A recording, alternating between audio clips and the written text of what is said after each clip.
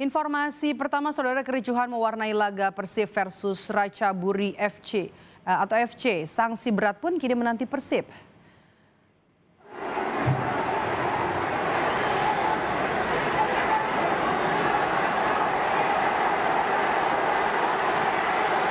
Sejumlah supporter dari Tribun Selatan Gelora Bandung Lautan Api turun ke lapangan usai laga Persib versus Ratchaburi FC pada leg kedua AFC Championship 2 Rabu malam.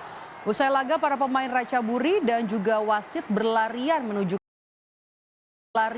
ke ruang ganti. Namun para supporter yang turun ke lapangan meluapkan kekecewaannya terhadap kepemimpinan wasit asal Arab Saudi yang dinilai keputusannya merugikan tim Persib. Sebelumnya saat pertandingan berlangsung, sejumlah supporter melempar botol air mineral ke dalam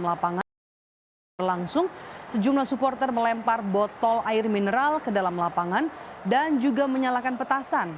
Atas insiden ini, sanksi berat pun kini menanti Persib Bandung.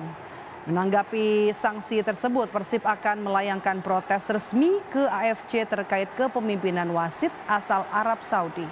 Menurut pelatih Persib, banyak keputusan kontroversial saat laga Persib versus Ratchaburi FC yang merugikan Persib.